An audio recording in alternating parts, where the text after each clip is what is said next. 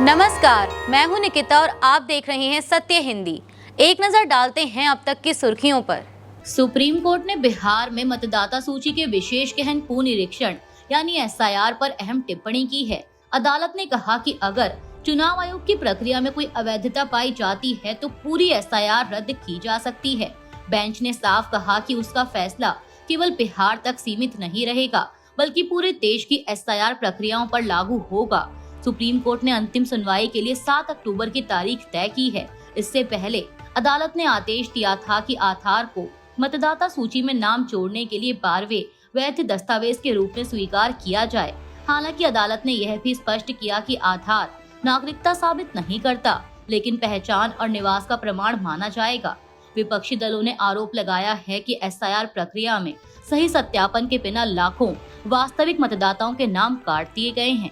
गुजरात में रिलायंस फाउंडेशन के वंतारा यानी green zoological rescue and rehabilitation centre को सुप्रीम कोर्ट से बड़ी राहत मिली है। कोर्ट द्वारा गठित विशेष जांच दल यानी एसआईटी ने अपनी रिपोर्ट में कहा कि हाथियों सहित सभी जानवरों का अधिग्रहण पूरी तरह से कानूनी और नियमों के तहत हुआ है।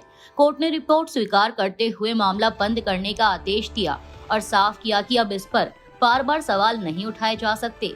जस्टिस पंकज मित्तल और जस्टिस पीबी वराले की बेंच ने सुनवाई के दौरान कहा कि एसआईटी ने विशेषज्ञों की मदद से जांच कर निष्कर्ष दिया है कि अधिग्रहण नियामक तंत्र के अनुरूप है।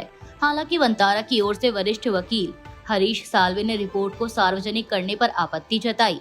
सुप्रीम कोर्ट ने एसआईटी की तेज और निष्पक्ष जांच की सराहना की और कहा कि सभी प्राधिकरण उसकी सिफारिशों पर काम करेंगे। यह फैसला वंतारा और रिलायंस फाउंडेशन के लिए बड़ी राहत है। एशिया कप 2025 में भारत और पाकिस्तान मैच के बाद बड़ा विवाद खड़ा हो गया। पाकिस्तान क्रिकेट बोर्ड और एशियाई क्रिकेट परिषद यानी एसीसी प्रमुख मोहसिन नकवी ने भारतीय टीम के रवैये पर नाराजगी जताई है। भारत ने मैच से पहले और बाद में पाकिस्तानी खिलाड़ियों से हाथ मिलाने से इनकार कर दिया था।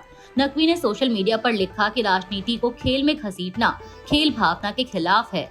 दुबई में हुए इस मुकाबले में भारत ने पाकिस्तान को 7 विकेट से हराया। कप्तान सूर्य कुमार यादव ने कहा कि हाथ ना मिलाने का फैसला पहलगाम आतंकी हमले के पीड़ितों और ऑपरेशन सिंदूर में शामिल सैनिकों के सम्मान में लिया गया। इस हमले में 26 लोगों की जान गई थी। भारत और पाकिस्तान के बीच दुबई में खेले गए एशिया कप 2025 टी20 मैच को लेकर विवाद गहराता जा रहा है।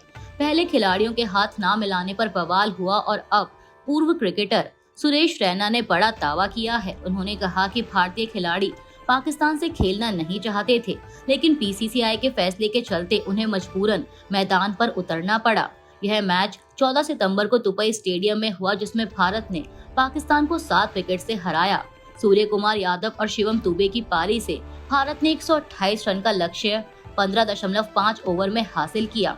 हालांकि मैच के बाद भारतीय खिलाड़ियों ने पाकिस्तानी टीम से हैंडशेक नहीं किया और सीधे ड्रेसिंग रूम में चले गए। टॉस के समय भी सूर्य कुमार ने पाकिस्तानी कप्तान सलमान आगा से हाथ नहीं मिलाया। सूर्य कुमार ने कहा कि यह फैसला पहलगाम आतंकी हमले के शिकार परिवारों के साथ एकजुटता दिखाने के लिए लिया गया। पाकिस्तान ने इसे खेल भावना के खिलाफ बताते हुए आईसीसी और एसीसी में शिकायत दर्ज कराई है। मामले पर अभी तक आईसीसी की प्रतिक्रिया आनी बाकी है। सुप्रीम कोर्ट ने सोमवार को वक्फ संशोधन अधिनियम 2025 को पूरी तरह से रोकने से इनकार कर दिया, लेकिन इसके कुछ विवादित प्रावधानों पर फिलहाल रोक लगा दी है और फिलहाल लागू न करने का आदेश दिया है। सीजेआई पीआर गवई और न्यायमूर्ति एजी मसीह की बेंच ने कहा कि इन धाराओं के कारण वक्फ संपत्तियों और अधिकारों पर मनमाना असर पड़ सकता है। सुप्रीम कोर्ट ने फिलहाल कई संवेदनशील प्रावधानों पर रोक लगाई है ताकि वक्फ संपत्तियों के अधिकार सुरक्षित रहें और किसी भी पक्ष का नुकसान ना हो। वक्फ कानून पर आज सुप्रीम कोर्ट ने अंतरिम फैसला सुनाया है। सुप्रीम कोर्ट ने किसी व्यक्ति को वक्फ बनाने के लिए कम से कम 5 साल से इस्लाम का अनुयायी होना चाहिए, यह प्रावधान रोक दिया। कोर्ट ने कहा कि इसके लिए राज्य सरकारों को पहले नियम बनाना जरूरी है।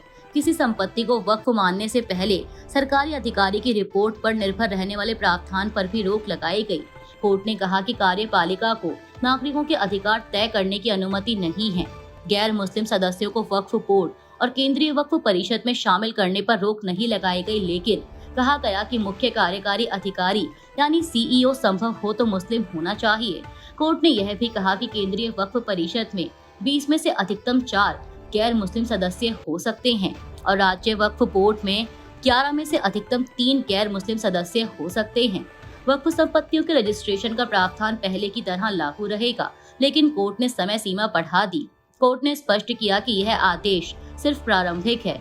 अंतिम सुनवाई में पक्ष अपने तर्क रख सकते हैं जब तक जांच पूरी नहीं होती और वक्फ संपत्ति और रिकॉर्ड सुरक्षित रहेंगे।